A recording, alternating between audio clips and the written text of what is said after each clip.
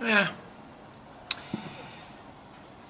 It's a weekend in Prague, and it's a perfect opportunity to talk about the thing that I want to discuss with you today. It has to do with tourists, tourism, newcomers to your city, visitors to your city. How do you treat them? How do you behave towards them? What are their responsibilities to you, and vice versa? Well, a disturbing statement that I heard when I went out with one of my Czech friends recently. She had bumped into one of her, I guess, colleagues, and he kind of shouted over to her this epithet. It's a really disparaging statement. He said to her, "Zasrané turisty." Zasrané turisty. It means, well, if I were to say it in colloquial English, it would be motherfucking scumbag tourists. Zasrané turisty. Špinavé zasrané turisty. It means those goddamn tourists who are coming to our city and who are doing this and who are doing that and who are doing the other thing and who are making our life in our city unbearable. There is a debate with respect to tourism, and I think that it can be sliced two different ways. I'm going to try to argue it from both sides of the coin, just so that you get a better understanding of what bothers, in this case, Czechs, about people that come to their capital city.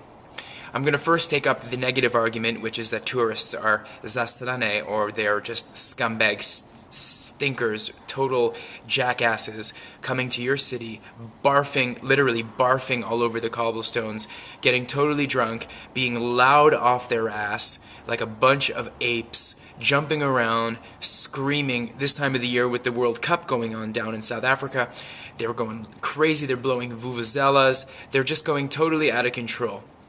They come to your bars, they act like complete morons at your bars, they try to pick up your girls, they act like fools, they say the stupidest things. They would never do that in their own city. They would never shout like at the top of their lungs, high decibels, saying the stupidest things, asking the stupidest questions, making the most god-awful, obscene requests. They would never do that in their home cities. For example, British tourists, the island monkeys.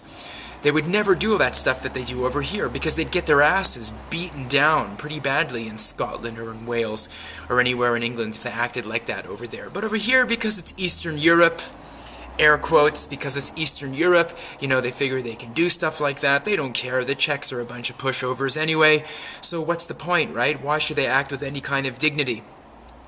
We don't need tourists here. Again, I'm arguing the point, the negative side. We don't need tourists here. Why should we have... We have a beautiful city. It's going to stay the way that it is if we take care of it, if we maintain it. With all of our natural resource revenues and income, we don't need anybody coming here. Besides, Prague's so expensive, Czechs can't even spend their money here anymore. If a Czech person wants to come in from the outside, from the Vesnica, from the village, they can't come to Prague anymore and spend their money because the prices are too high. Basically, local Czechs are priced completely out of the market in their own capital city, and there's too many foreigners here. There's too many people from all over Europe here. Why should we tolerate this? Why should we put up with this crap? It's a bunch of stinking zasrane turisti. We don't need that shit here anymore.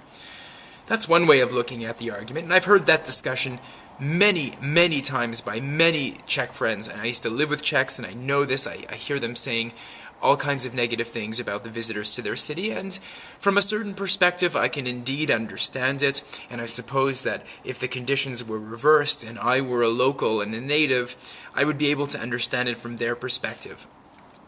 I generally tend to think that the Czechs that believe that way are people that went through the early 90s transitions, when it was very cheap vis-a-vis the world's major tradable currencies. To come here as a tourist and spend your money, you'd basically cash in at an exchange office and be like an instant millionaire, and you could go around and flaunt your cash like you were a big shot, because the Czechs, in those days, at least here in Prague, didn't have the kind of money that Americans and Brits and other Europeans were coming to town with, so they figured, what the hell, they'll go to town. And there were a lot of cases of people acting like complete morons, and a lot of, idiots, British guys coming here in stag parties, or German or Austrian guys, and, roughing people up and walking around in huge gangs. I can understand it from that perspective. So that is one side of the coin. The other side of the coin, which is the pro-tourism argument. Let's just take up this argument for a moment because I think it's equally as valid. You need tourists to come to your town. In the case of Prague, it's anywhere between 7 and 10% of the city's GNP. The city's GNP. That means 1 out of every 10 euros or 1 out of every $10 is actually spent by tourists. There are plenty of people in this city who earn their daily bread, who support their families, who are able to defray their debts through the work that they do in the hospitality industry, which includes bars, restaurants, pubs, hotels, guiding services, and other tourism services. Those people depend on tourists. If the tourists all of a sudden decide not to come to Prague anymore, those people will be out of a job. They will have to look for a different job. I met many Czech friends as well who go through the cyclical turnover of working in restaurants as waiters or whatever the case may be. They have unfortunate situations when the tourists decide not to come here. For example, if there's a financial crisis that's plaguing the world, those people won't come here anymore because they don't have the money to spend, so they're not going to go and have disposable income to spend on tours. They're not going to have the money to fly over on low-cost airlines like Ryanair or EasyJet, or the hundreds of other low-cost airlines that they have in Europe. Furthermore, tourists bring new ideas. They speak foreign languages. They train you how to equip yourself for a life to be lived on the rest of the planet. And they speak primarily the international language of business, which is English, and not because I'm some kind of a language fascist. They speak the international language of business. You have to grasp that, speak it. Well, you don't have to like it, but you have to acknowledge the fact that it's the reality. Also, tourists are not all bad. When I used to work as a journalist, I remember on one beat that I had, I met a couple of British ladies that were here. They were run over by the Segways. You know the Segways things, those standing human conveyor things. One lady was run over, an old lady was run over by a Segway by some idiot fool who was driving it at like, I don't know what, 35 miles an hour, 50 kilometers an hour on the sidewalk. On the sidewalk. I see it all the time because I have a chance to sit out at the cafes. Biking down the cobblestones or with Segways or whatever, just like maniacs. Nobody cares about the tourists. Nobody even acknowledges the fact that the tourists are the thing that bring you in the hard currency, and that they spread the word. They evangelize your city's cause around the world. If it weren't for tourists, there'd be no popular Prague. Now, Czechs don't think that's the case. They think, oh, it's Prague, it's always going to be popular because it's a beautiful city. You know, the Golden City, as we call it here, the Goldenberg. People think, yeah, it'll always be this case. Tourists will always come here. We can treat the tourists as shitty as we want to, because you'll always come back. I don't think that's the case.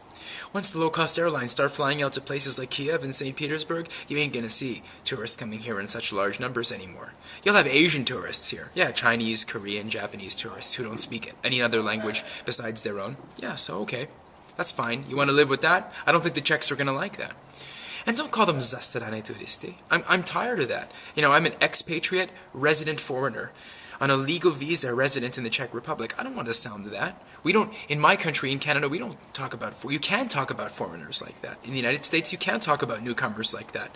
Everybody has a shot at the brass ring, baby.